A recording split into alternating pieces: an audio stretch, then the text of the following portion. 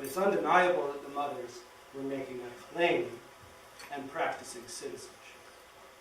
The same might be said of the hacktivists at, say, the University of Toronto's Citizen Lab, who research, test, and promote technologies such as their recently released Siphon software package, designed to assist democratic activists seeking to circumvent censorship, surveillance, and data filtration by authoritarian states.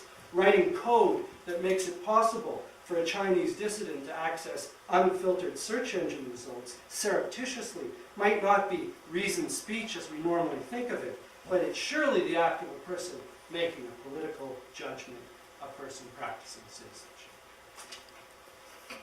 So, diversity of modes in which we can practice judgment. But that being said, not all judgment is political. Part of what makes political judgment political is that it always involves others. Along with that formal attribute, I think it has a substantive attribute as well. Okay? Things are going to get a little bit dense for about 5 minutes here, and then we'll start talking about technology, I promise you. Political judgment has a substantive attribute as well. It's judgment brought to bear on claims about justice and claims about the good life, with the good life understood not as the prosperous life or the easy life, but a life lived well, in common with others. We could say then that political judgment, oh, that's what it's supposed to say, right? Political judgment concerns both what is good and what is just. Not just, for example, whether taxes are too low or too high, but also whether capitalism is the best way to live. Another way to put this, and this is going to become important later when I start talking about the possibility of judgment in the midst of technology. Another way to put this is to say that in the practice of citizenship, political judgment is brought to bear on both moral and ethical concerns.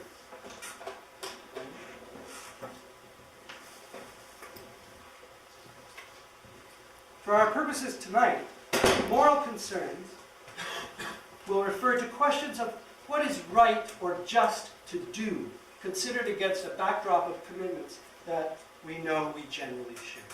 So we have a general sense that we share a certain sense of the good. What should we do in order to reach that? What's the just way? What's the right way to reach that end? Those are judgments we make in what I'm going to call the moral sphere. Okay? Ethical concerns will refer here to questions not just about the right means to meet commitments that we think or we know we share, but rather to questions concerning the basic commitments themselves. Questions of the good, okay, which in the debased public vocabulary of contemporary politics are often rendered as questions of values, which is one of my least favorite words, but it gets at what I'm talking about here. Political judgment in the moral sphere concerns questions of means. By what means can we justly meet the ends to which we're committed? While questions of substantive ends, questions about what we should be, what we should want, and why are located in the ethical sphere. Judgments in the moral sphere concern the right or the just. Judgments in the ethical sphere concern the good. Now, liberal societies tend to be based on the idea that while moral questions about the right means to attain the good life are public questions that ought to be subject to political judgment by citizens, ethical questions about the ends that comprise the good life are really private questions, personal choices that ought to be protected from political intervention in the name of individual freedom. Okay? In societies blessed with ethnic and religious pluralism, as most contemporary liberal societies are, this can be a very stabilizing idea. Citizens in those kinds of societies hold a diverse array of conceptions of the good life, and they disagree over which of them is best. And under those conditions, if an individual's right to choose his own good, which is the bedrock commitment of a liberal political order, if that is to be protected, these kinds of disagreements shouldn't be politicized.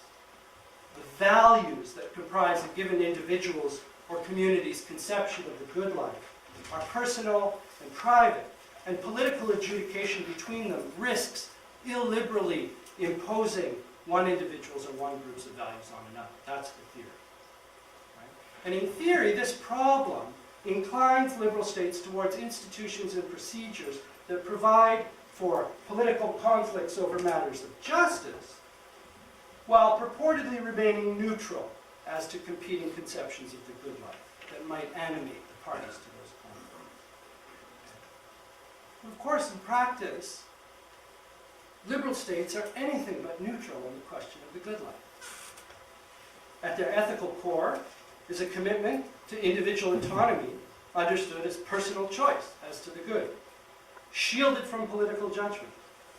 And in their legal, economic, and social institutions, they tend to promote a very particular version of the good life. How, after all, could we describe the last few decades of neoliberal state activity in the United States as anything but an organized effort to institutionalize a particular, highly dubious version of the good life, and to enforce it not only domestically, but globally? The idea that liberal democracies are neutral on the question of the good is itself an extremely depoliticizing idea. And I'd like to say that this tendency becomes particularly pronounced when liberalism, capitalism, and technology assemble to form the setting in which the prospects of citizenship unfold. For now, what I'm going to say is that a social order that formally or informally exempts from political judgment the ethical commitments that comprise its own account of the good life cannot do justice to citizenship. Citizenship requires a setting in which both moral and ethical questions are open to the possibility of judgment.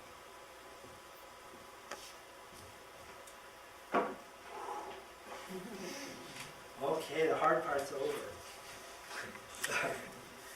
Technology now. How does technology relate to all that business? Well, what I want to say is that technology bears on the prospects of citizenship as I've just been discussing it in three ways: as the means, as the object, and as the setting of citizenship. As means of citizenship, technologies, especially communication technologies now, can be used to mediate judgment practiced in a variety of modes. This is as true, of course, of the aerosol spray can as it is of the internet. But the latter has really brought the potential of technology as a means of citizenship into high relief. It would be misleading to suggest that the bulk of what occurs online is motivated by or directed to explicitly political ends, or that democratic politics is somehow what the internet is all about. Still, it's undeniable that the internet has become an important instrument for those who are inclined to political judgment or action in one form or another. Whether it's the conventional politics of official leaders, parties, governments, and elections, or the more marginal politics of opposition, resistance, solidarity, and reform. The internet is now a standard means of political engagement for many citizens.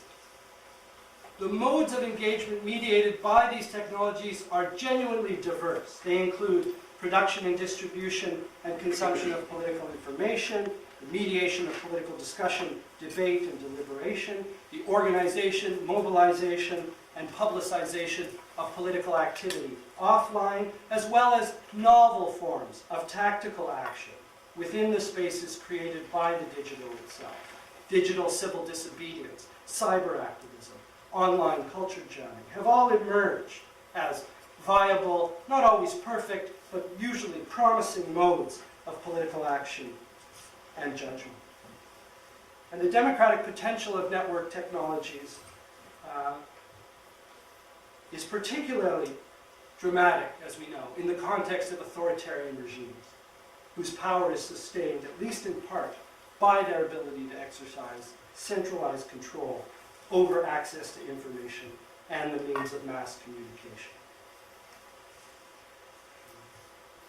But there are also many ways in which technology, and again, especially communication technology, can be as much a means of anti-citizenship as it is